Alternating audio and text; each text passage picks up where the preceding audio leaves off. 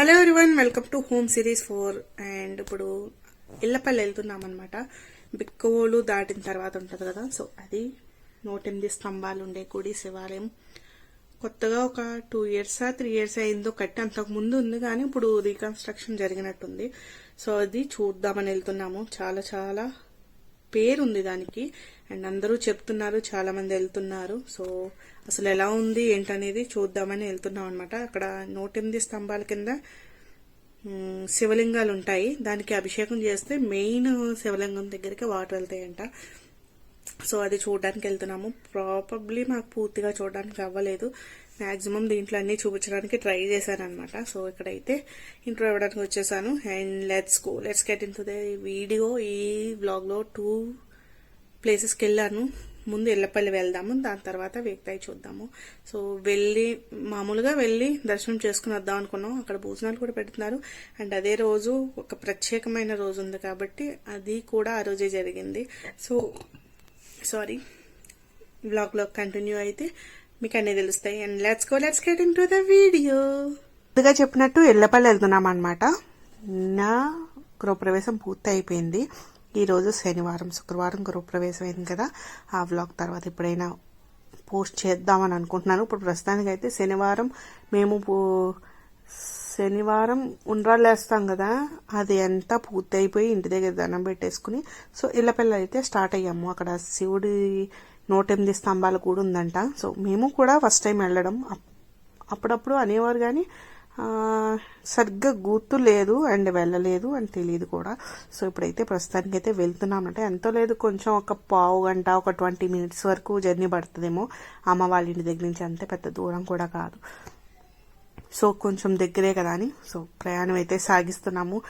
మాతో పాటు అమ్మ వాళ్ళు అండ్ మావయ్య వాళ్ళు ఇంకా చుట్టాలు ఉన్నారు కదా, వాళ్ళందరూ అక్క అందరూ వెళ్తున్నాం అనమాట ప్రస్తుతానికి. సో గుడికి వెళ్ళిన తర్వాత చూద్దాం. రైల్వే గేట్ దగ్గర ఇక్కడ ఉన్నాయి. ఇంకా పూలు కోసుకొచ్చా.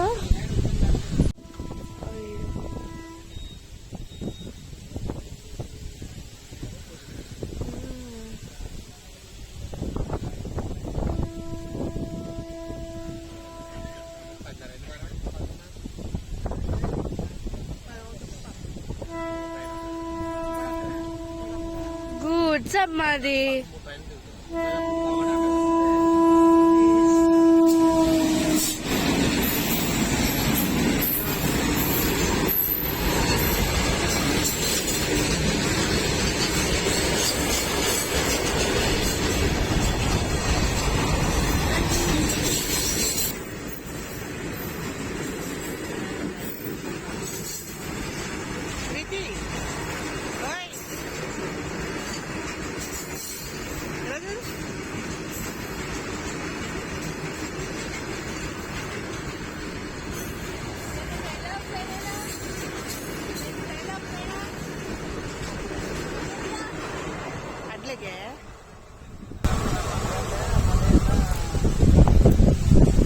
పక్కనే అన్నగారినే చెప్పాను.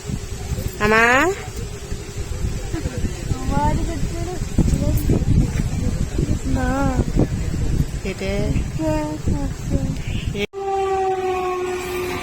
ఎక్స్ప్రెస్సా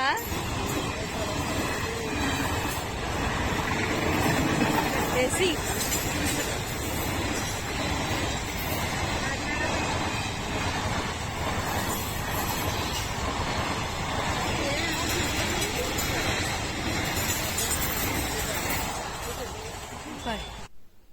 ఆన్ టైంకి గుడికి వచ్చేసాము. 11 అయినట్టుంది మేము గుడికి వచ్చే టైంకి.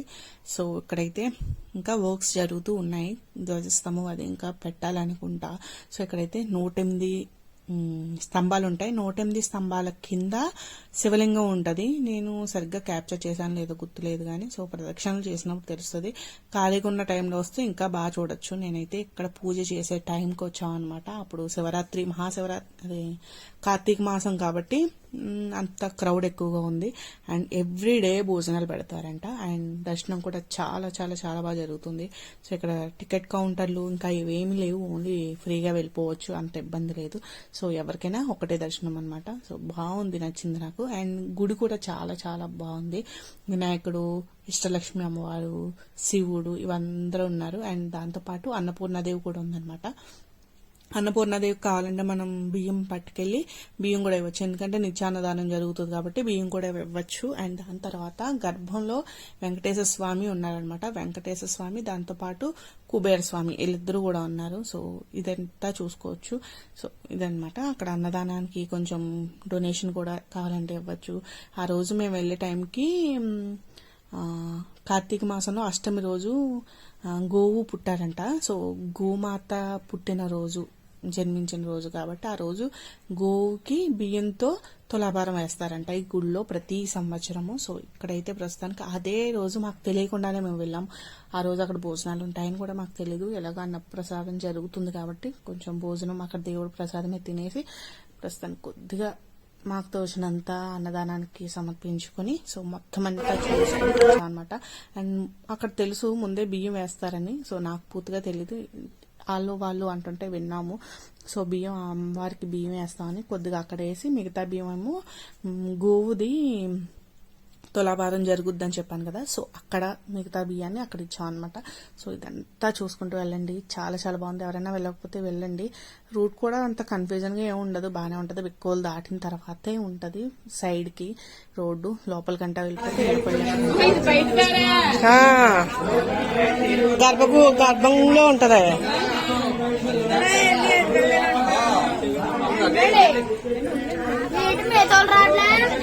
వస్తారు తగిలించుకుంటూ చూస్తాం. దిగు లైట్ వెలుగుతుందా?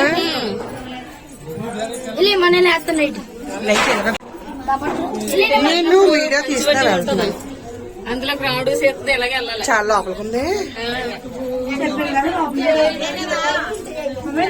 చల్లగా ఉంది,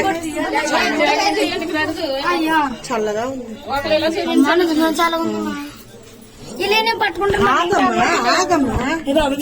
వెనకాల ఉన్నారు కదా.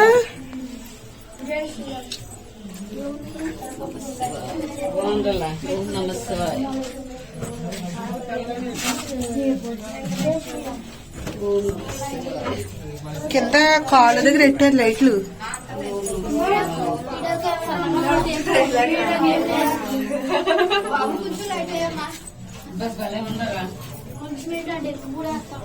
తప్పమ్మా, అలా అనకూడదు.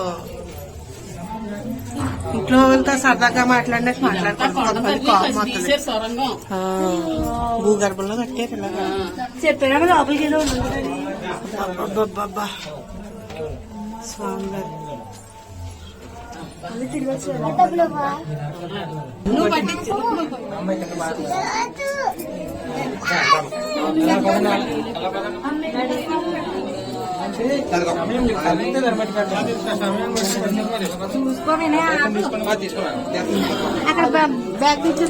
నేను చిన్న బ్యాగ్ తెస్తున్నాను, మరి ఇంకేం లేవు ఇక్కడ. పద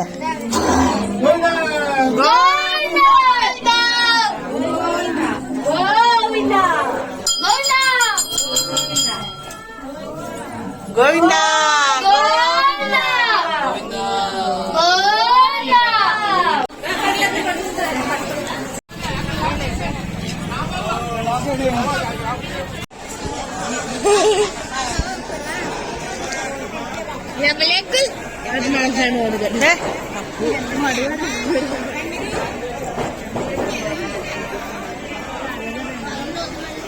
ఆ స్పాడ్ వచ్చారంటే పార్క్ ఒకసారి తలకాయ అడిగి గారు తప్పు పలితే బాగుంది కదమ్మా.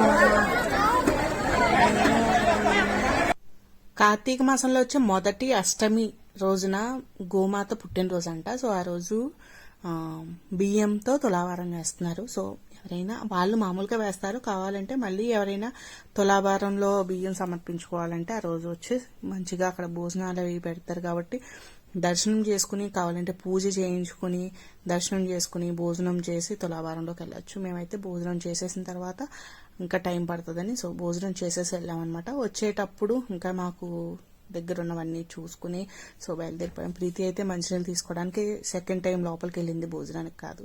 సో దాని ఆనందం దాని ప్యాకెట్స్ అంటే అంత ఇష్టం దానికి. సో ఇక్కడైతే వెళ్తున్నాం అలాగా. సో చుట్టూరు అప్పుడే కోతలు అయినాయి మొత్తం పొలాలన్నీ.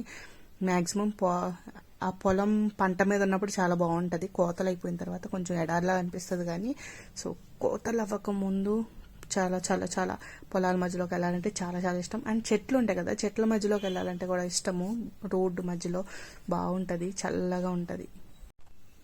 ఇక్కడ పామాయిల్ తోటలు ఉన్నాయి చూసారు కదా, దీంట్లో మాకు గార్డెన్ పార్టీ కింద అంటే కార్తీక మాసంలో వనభోజనాలు అంటాం కదా, పిల్లలకి అనేది గార్డెన్ పార్టీ అనుకుంటాము.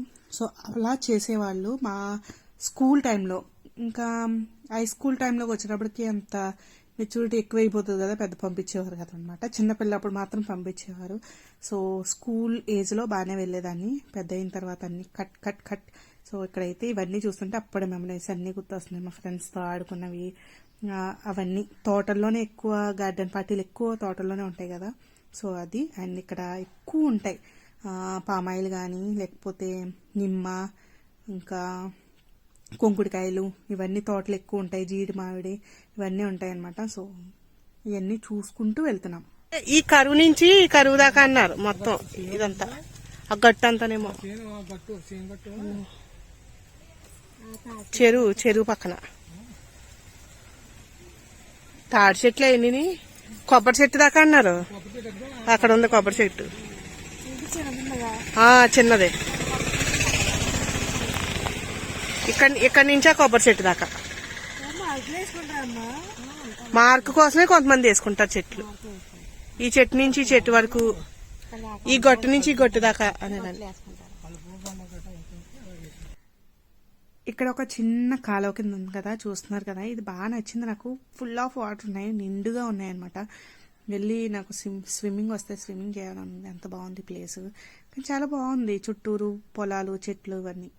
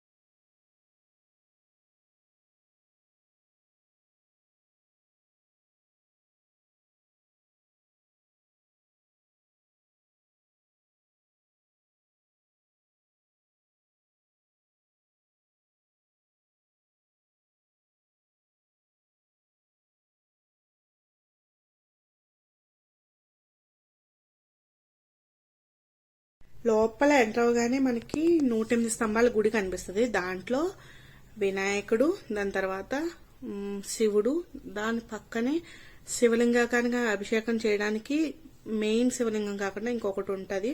అండ్ దాని తర్వాత ఇష్టలక్ష్మి అమ్మవారు. సో అవి 3 వరుసగా ఉంటాయి అన్నమాట. దాని నుంచి వెనక్కి వెళ్తే మనకి అన్నపూర్ణాదేవి ఉండి బియ్యం వేయడానికి ఉంటది. అన్ని మీకు బ్లాగ్ లో చూపించాను.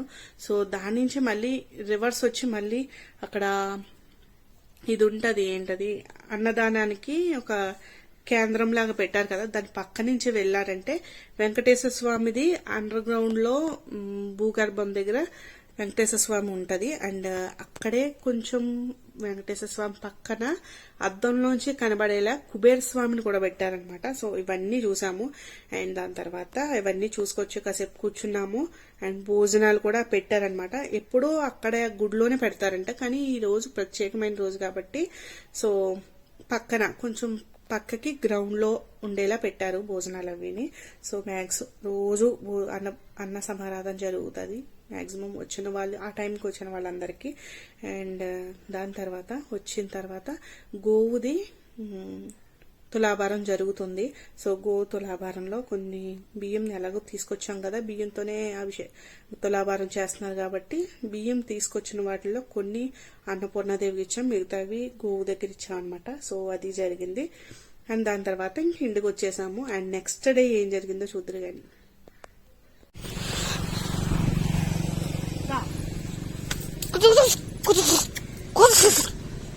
అదే ఒకటి దాని దగ్గరికి లేదు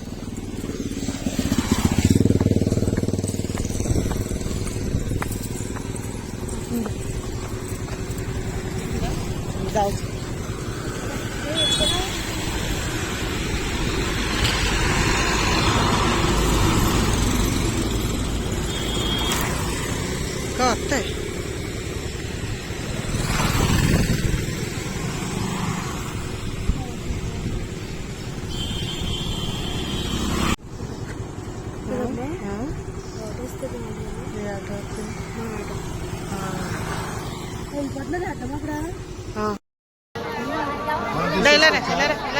కాదు ఇలారా సోమవారం దగ్గర తీసుకున్నాం ఇలాగ ఇటే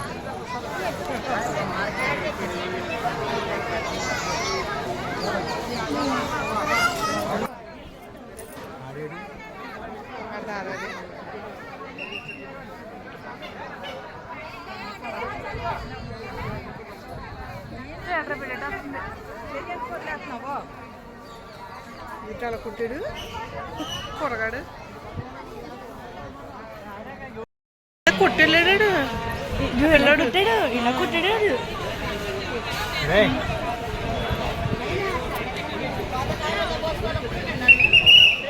కొంచెం కింద కొంగు, నువ్వు కింద కొంగు లేదా నువ్వు వెనక్కి వెళ్ళి అమ్మ ముందు